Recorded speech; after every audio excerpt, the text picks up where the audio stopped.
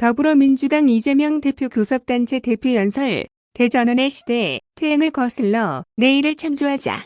존경하는 국민 여러분, 해외 동포 여러분, 김진표 국회의장님과 선배, 동료 의원 여러분, 국무총리님과 국무위원 여러분, 더불어민주당 대표 이재명입니다. 지구 반대편 우크라이나와 러시아 간 전쟁은 우리 삶에까지 심각한 영향을 미쳤습니다. 미중 갈등이 격화되고 글로벌 공급망 재편이 가속화되면서 지난 30년간 지속된 자유무역의 태평성대는 막을 내렸습니다. 국익을 위한 무한 경쟁의 시대, 신보호 무역주의 장벽은 가파르게 높아가고 있습니다. 눈부신 경제성장과 민주주의 성취로 우리는 세계가 부러워하는 선진 국가가 됐지만 유례없는 대전환 속에서 국가는 흔들리고 국민의 삶은 악화되고 있습니다. 저는 매일 아침 자문합니다. 국가란 무엇인가? 정치는 무엇을 해야 하는가? 국가는 국민의 생명과 안전을 지켜야 합니다. 정치는 국민의 눈물을 닦고 국민의 삶을 책임져야 합니다. 하지만 국가와 정치는 그 역할을 다하지 못했습니다. 지금도 삶의 벼랑 끝에서 생을 포기하는 국민들이 여러 곳에 계십니다. 지난 1년 우리 사회 곳곳은 거대하고 지속적인 퇴행을 겪었습니다. 새 정부 출범 1년 만에 눈 떠보니 후진국이라는 말이 유행을 하게 됐습니다. 민주공화국 주권자의 자리는 권력자가 차지했고 정치는 통치와 지배로 대체됐습니다. 부모처럼 포근하고 든든해야 될 국가는 채찍된 감독관처럼 국민을 각자도생으로 내몰고 있습니다. 새 정부 출범 1년 만에 윤석열 정권은 민생, 경제, 정치, 외교, 안전을 포기했고 국가 그 자체인 국민을 포기했습니다. 그야말로 오포 정권, 국민 포기 정권이라고 할 수밖에 없습니다. 윤석열 정부는 민생을 포기했습니다. 출범 때부터 수없이 비상벨이 울렸지만 정부는 민생을 방치했습니다. 원재료 물가 상승으로 부득이 가격을 인상합니다. 미안합니다. 골목마다 사정하다시피 내건 일어난 내문이 즐비합니다. 라면과 김밥 한 줄 먹으려면 10,000원이 넘는 현실. 분식집도 부담스러운 학생들이 발길을 돌립니다. 30년 넘게 사우나를 운영했던 사장님은 치솟는 가스비와 전기요금 때문에 끝내 폐업했습니다. 카페를 운영하는 40대 부부는 전세대출 원리금, 생활비, 교육비 때문에 신용불량자가 됐습니다. 가계부채는 이제 시한폭탄입니다. 올 1, 4분기 가계부채 총액이 약 1,854조 원입니다. 한국은 세계 34개 주요국 가운데 가계비제 GDP를 넘는 유일한 나라입니다. 하지만 정부는 말은 수건 쥐어짜듯이 서민과 중산층을 쥐어짜며 민생 고통을 가중시키고 있습니다. 코로나 시기에 서민 살림을 지원하고 골목 상권을 그나마 버티게 해준 지역화폐 예산 정부가 전액 삭감하겠다고 합니다. 공공기관 채용을 6년 만에 최소로 줄여놓은 정부가 고용 상황이 역대 최고라고 자평하고 있습니다. 그냥 쉬었다. 이렇게 말하는 66만 명의 2030 청년들이 이 정부에게는 투명인간으로 보이는 것 같습니다. 연극화와 불평등 심화로 소득 하위 20%의 가구 중에 3분의2가 빚을 내지 않으면 살 수 없는 소위 적자 가구가 되고 말았습니다. 윤석열 정부는 경제를 포기했습니다. 윤석열 정부의 경제정책에 대한 긍정평가는 최하위입니다. 국민 대다수는 경제가 나쁘다고 판단했고 좋아질 것이라는 응답은 극소수에 불과합니다. 올해 6월 OECD가 경제성장률 전망치를 발표했습니다. 세계 경제는 0.1%포인트, G20은 0.2%포인트씩 상향 조정했는데 우리나라만 3월 0.2%포인트 하향 조정에 이어서 6월에도 0.1%포인트를 또 연이어 하향 조정했습니다. 국내외 기관을 불문하고 성장률 예측치는 매번 낮아져서 저성장의 고착화마저 우려됩니다. 세계 경제는 코로나 불황을 떨치고 정상화 중인데 우리 경제만 후퇴 중입니다. 우리의 핵심 먹거리인 반도체 수출이 급전직하하며 무역 수지는 15개월째 적자입니다. 최대 흑자국이던 중국은 이제 최대 적자국으로 전환되었습니다. 수출로 살아온 대한민국이 수출에 발목 잡힌 나라가 되었습니다.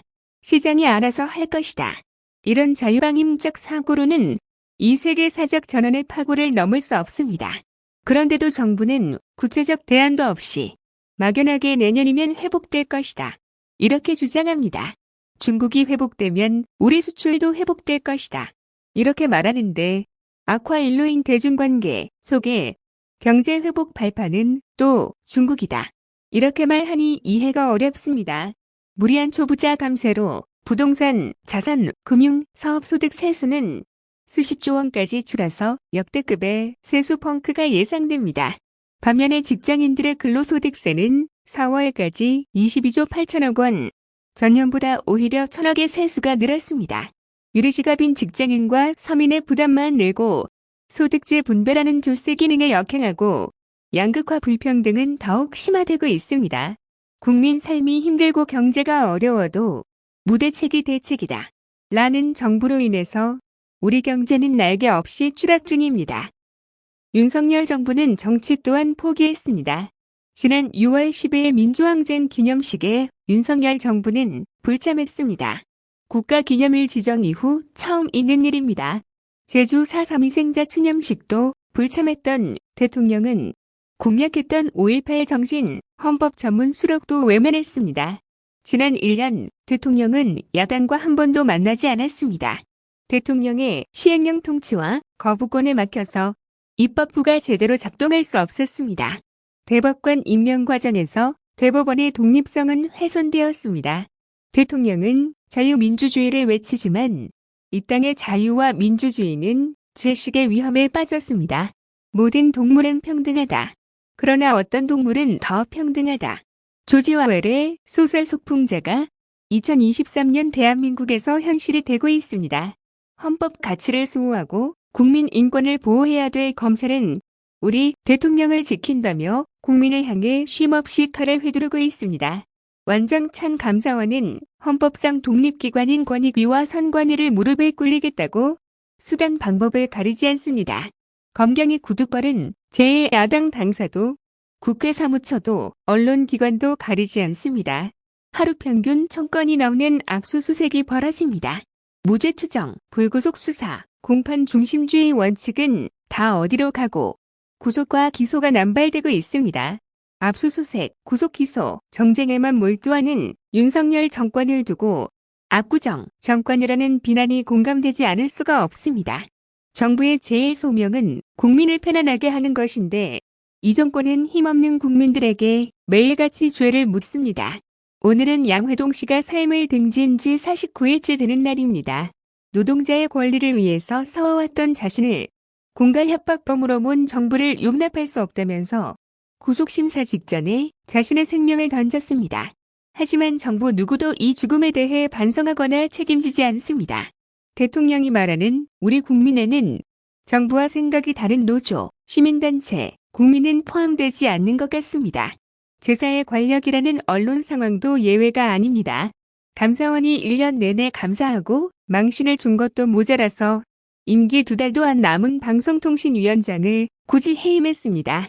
그 자리에 MB 정권의 언론 탄압 선봉장이자 언론장압 기술자를 앉히려고 합니다.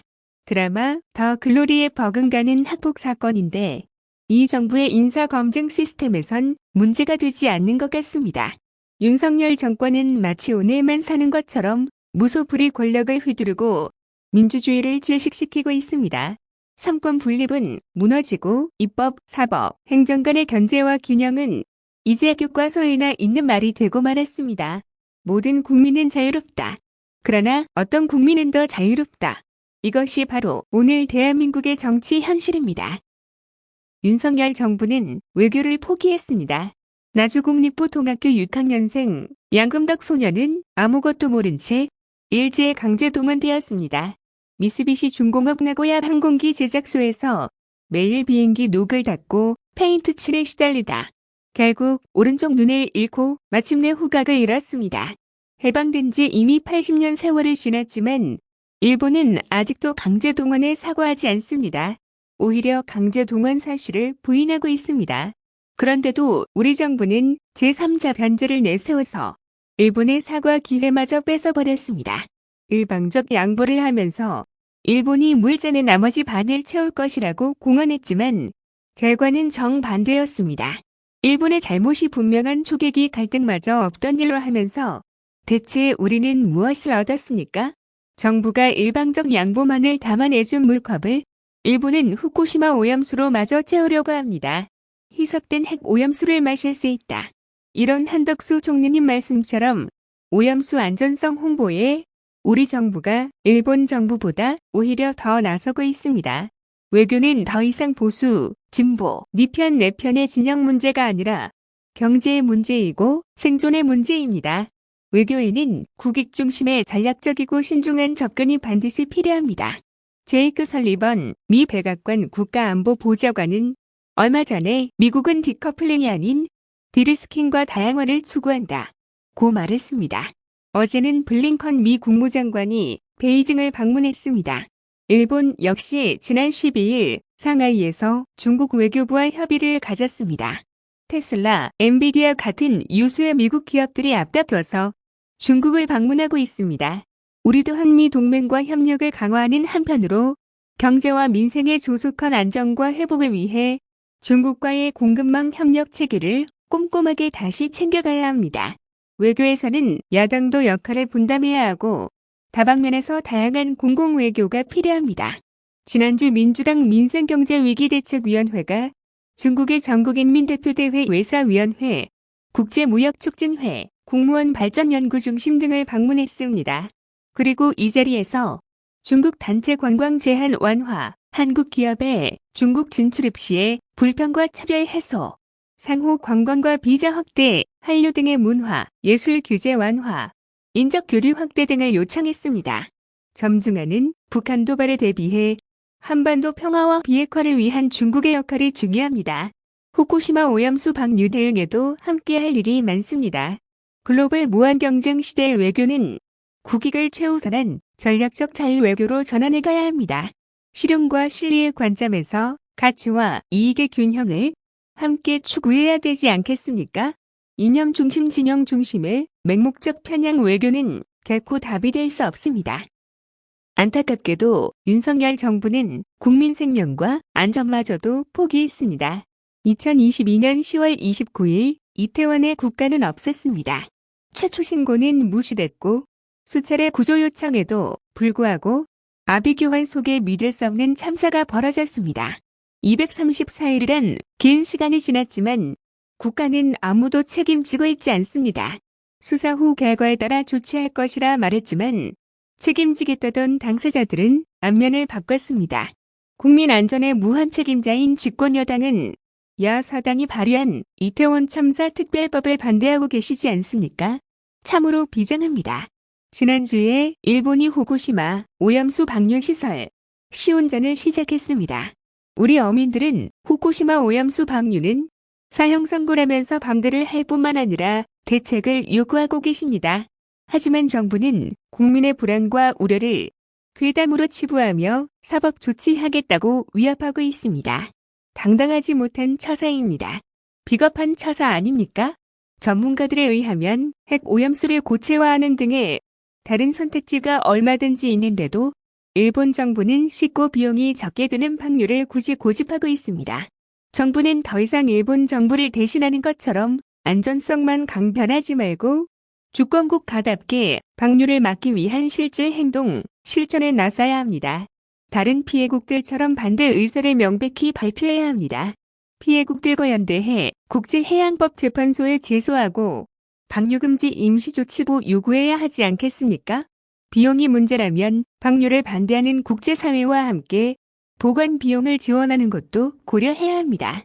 말도 안 되는 이야기 같지만 방류를 허용할 경우에 생기는 대한민국의 피해보다는 오히려 그것이 더 적은 비용일 것이다. 천문학적인 방류 피해를 피하는 현실적인 방법일 수 있다는 생각입니다. 민주당은 국민을 포기하지 않겠습니다. 민주당부터 할 수 있는 일을 하겠습니다. 첫째, 민생과 경제 회복을 위해서 35조 원 규모의 추경 편성을 추진하겠습니다. 고금리로 절벽에 내몰리는 서민들부터 구해야 합니다. 금융 취약계층에 대한 긴급생계비 대출, 중소기업 자영업자에 대한 이자 및 고정비 지원에 총 12조 원이 필요하다고 판단합니다. 치소는 물가와 에너지 요금 부담에서 서민들을 보호해야 합니다. 물가 피해 계층을 중심으로 에너지 물가 지원금, 소상공인 자영업자들을 위한 가스 전기요금 지원, 농민들을 위한 농업 전기요금 지원, 지역 화재 예산 증액 등을 위해서 약 11조 원이 필요하다고 판단합니다. 주거 안정을 통해 최소한의 삶을 보장할 수 있는 지원 예산을 편성해야 합니다. 미분양 주택 매입을 해서 공공임대 전환할 기회입니다. 전세 보증금 이자 지원과 PF, 배드뱅크 설립 등의 총 7조 원 정도의 예산이 필요합니다. 경기 불황기가 바로 정부가 활동할 때입니다. 추락하는 경제를 살리기 위해서 신속한 경제 회복 프로젝트를 가동해야 합니다. 알리백 대비와 같은 재생에너지 인프라 구축, 미래 성장을 위한 디지털 인프라 구축, 경기 회복을 위한 SOC 인프라 구축 등에도 4조 4천억 정도가 투입돼야 합니다. 그 밖에 전세 사기 피해 지원, 취약 청년 지원 확대, 국민 안전 강화 등에도 재정 지원이 반드시 필요합니다. 정부가 의지만 있다면 세계 잉여금, 업무 추진비나 특활비 감액, 불용 확정된 사업의 감액 등으로 국채 발행 규모를 최소화할 수 있지 않습니까? 현재 경제 침체 상황, 그리고 국민들의 민생 고통, 그리고 재정 운용의 효율성을 고려한다면 국채를 다소 늘려서라도 재정이 경제 회복을 위한 역할을 해야 할 때라고 생각합니다. 국민의힘 의원님 여러분, 비난만 하지 말고 제 말씀을 좀 들어보십시오. 21년 기준으로 우리나라 국가 채무 비율은 51%입니다. 선진국 평균으로 117.9%의 절반에도 미치지 않습니다. 미국 128.1%, 일본 262.5%, 안정적 경제를 자랑하는 독일도 70%에 달합니다. 국가가 져야 할 빚을 국민이 대신 지는 이 대한민국의 이상한 현실은 결코 정의롭지 않습니다. 여러분, 적시의 재정 지원은 사후약 방문 비용을 아끼는 길이기도 합니다. 정부 여당도 추경 필요성을 이해하시고 지혜를 모아주시길 당부드립니다. 두 번째, 전세 사기 대책을 시급하게 보완하겠습니다. 가슴에 태극마크를 달았던 30대 전세 사기 피해자가 기댈 곳 없는 현실을 죽음으로 탄원하겠다는 유서를 남기고 목숨을 끊었습니다. 그런데 국토부 장관께서는 모든 사기는 평등하다, 이런 해괴한 명언을 남기면서 전세 사기에 대한 국가 책임을 회피했습니다. 전세 대출은 국가 보증이 있어서 가능했습니다. 임대차 시장의 여러 문제는 수십 년간 방치돼 왔습니다. 전세 사기는 관련 기관들의 미비한 예방책과 제도적 허점을 파고든 범죄입니다. 해당 사태에 책임 있는 기관과 정부가 일부나마 책임을 부담하는 것은 너무나 당연한 일 아니겠습니까? 여야 합의 결과라는 점에서 제정된 전세 사기 피해 특별법은 의미가 큽니다. 그러나 법 통과는 끝이 아닌 시작이 되어야 합니다. 공공에 의한 피해 직접 구제 조치로 채권 매입 사후 정산 제도가 꼭 필요합니다. 전세 사기 피해자를 위한 추가 입법에 민주당이 나서겠습니다. 민주당은 미래를 준비하겠습니다. 세계 사적 대전환의 위기를 기회로 바꿔가겠습니다. 그 첫 번째 방안으로 미래 산업 기반을 구축하겠습니다. 세계는 빠르게 변화하고 있습니다. 미국은 인플레이션 감축법으로, 유럽연합은 핵심 원자재법으로 자국 산업을 보호하고 있습니다. 유럽연합은 수입 제품의 탄소 배출량만큼 세금을 부과하는 탄소국 경제도를 도입하기로 합의했습니다. 유수의 기업들도 ESG 경영과 재생에너지 사용 확대에 과감히 투자합니다. 애플과 테슬라 같은 글로벌 기업들은 알리백, 즉 재생에너지를 100% 사용한 제품만 구매하겠다, 재생에너지로 생산하지 않은 제품은 구매하지 않겠다는 원칙을 발표하고 시행하고 있습니다. 2030년까지 일본 재생에너지 목표는 38%인데도 이미 3년 전에 일본을 대표하는 기업 소니는 일본 내 재생에너지 이용률이 낮아서 일본을 떠날 수밖에 없다 고 선언하고 일본 정부의 재생에너지 생산 확대를 촉구했습니다. 그런데 윤석열 정부는 우리의 2030년 재생에너지 목표를 21.6%로 되레 낮췄습니다. 한국 기업들이 알리백에 참여하지 못할 경우에 2040년이면 자동차 15%, 반도체 30%, 디스플레이 40%처럼 핵심 산업의 수출 감소가 예상되고 있습니다. 알리백은 완고하고 높은 무역 장벽이 될 수밖에 없습니다. 수출 기업들은 재생에너지가 부족한 한국을 버리고 재생에너지가 풍부하고 값이 싼 나라로 생산시설을 옮길 수밖에 없는 현실 아닙니까? 여러분, 조만간 일자리와 국내 총생산, 그리고 국내 경제에 치명상을 입게 될 것입니다. 다급하게 된 정부가 아마도 원전을 염두에 두고 탄소프리 100%, 소위 말하는 CF100 표준화를 들고 나왔습니다. 그러나 기업들은 냉소적 반응을 보이고 있습니다.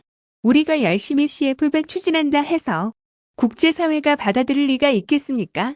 윤석열 정부가 확대, 추진하는 원전, 국제사회에서 아리 재생에너지원으로 인정받지 못합니다. 유럽연합도 그린 텍소노미에서 원전을 엄격히 규제하고 나섰습니다. 2050년까지 고준위 방사성 폐기물 처리장 확보, 2025년부터 신규 원전 건설과 수명 연장, 원전의 사고 저항성 해결료 사용, 이런 조건을 붙였는데 대한민국이 이 기준을 충족하는 것은 사실상 불가능하다는 게 현실 아닙니까? 정부 에너지 정책의 전면적 전환을 촉구합니다. 재생에너지의 신속한 확보는 우리 산업과 경제 생산 문제입니다. 위기는 기회로 만들어야 합니다. 에너지 위기 역시 우리 학에 따라 얼마든지 성장의 기회로 만들 수 있습니다. 서남해안과 동해안을 중심으로 풍력, 태양광 등의 재생에너지 자원은 무궁무진합니다. 재생에너지 수요도 폭발적일 만큼 충분합니다. 기술 수준은 높고 유동성도 자본도 풍부합니다. 산업화 고속도로, 정보화 고속도로가 산업화 시대, 정보통신 시대의 성장을 이끌어왔듯이 신재생 에너지 시대를 이끌 에너지 고속도로, 쉽게 말해서 전국적인 지능형 송배 전망을 대규모로 건설해야 합니다. 경기 불황기의 정부의 대대적인 인프라 투자는 일자리를 만들고 경제 침체를 막고 미래 경제와 성장의 기반을 구축하는 일석다조 효과를 낸다는 것, 경제 상식 아닙니까? 2030년 재생에너지 목표부터 글로벌 추세에 맞춰서 30% 이상으로 상향해야 우리 기업과 경제의 국제 경쟁력을 확보할 수 있습니다. 둘째로 벤처 스타트업 활성화에 총력을 다하겠습니다. 자원이 빈약하지만 인적 자원이 풍부한 우리나라는 혁신적인 제품과 서비스를 개발하는 벤처 스타트업의 성장과 육성에 생존이 달려있다 해도 과언이 아닙니다. 그런데 코로나19 팬데믹 기간에도 고속 성장하던 벤처 스타트업 투자가 작년 하반기부터 곤두박질치고 있습니다. 업계 신음이 깊어지고 있습니다. 올해 1분기 벤처 투자는 이미 작년 동기 대비해서 60% 이상 급감했습니다. 펀드 결성도 전년 동기에 비해서 78.6%나 추락했습니다. 그런데도 정부의 모태펀드 예산은 4,135억 원으로 작년에 5,200억 원, 2021년 1조 700억 원에 비해서 대폭 줄어든 게 현실입니다. 윤석열 정부는 민간이 주도하는 벤처 투자 생태계를 조성한다고 하면서도 벤처 스타트업계의 현실을 외면하고 있습니다. 벤처 스타트업이 성장하려면 국가의 뒷받침이 필수적입니다.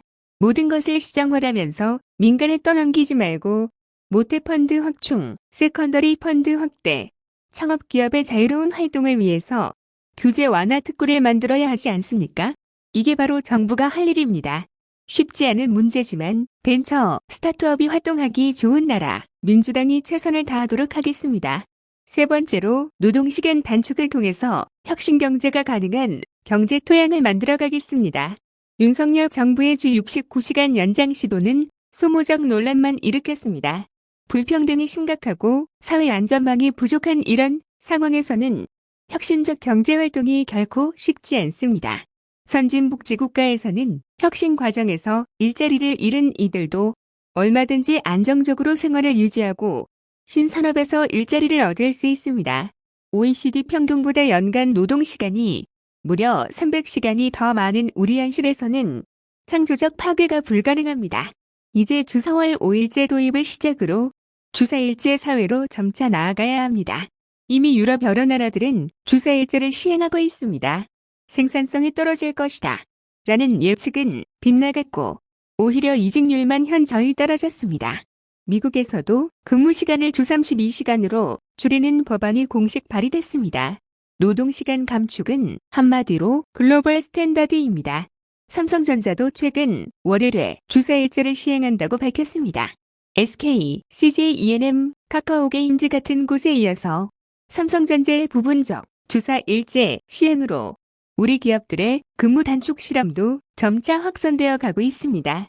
아무리 험해랑행 어려운 길이라도 가야 할 곳이라면 길을 만들어 가야 하지 않겠습니까? 없는 길을 내는 것이 바로 정치입니다. 가능한 영역부터 한 발 한 발 나아갑시다.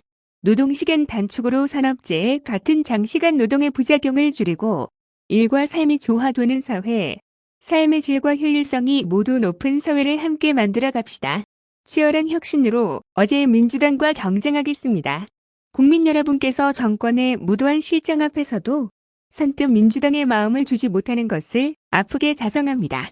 1년 만에 국민이 정권을 포기했지만 민주당이 그 분노와 실망을 희망과 기대로 바꾸지 못하고 있습니다.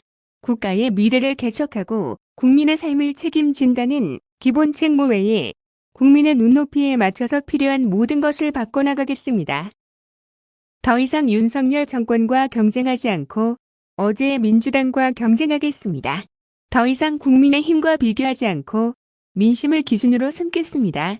국민께서 민주당이 달라졌다, 이렇게 느끼실 때까지 변화와 개혁을 멈추지 않겠습니다. 억압적 통치는 순식간에 사회를 망가뜨립니다. 먹고 사는 문제 해결을 위해서 잘하기 경쟁을 해도 부족한데 정쟁에 몰입된 정부 여당이 야당 파괴와 정책 제거에만 혈안이다 보니 나라 살림이 제대로 될 리가 없지 않겠습니까?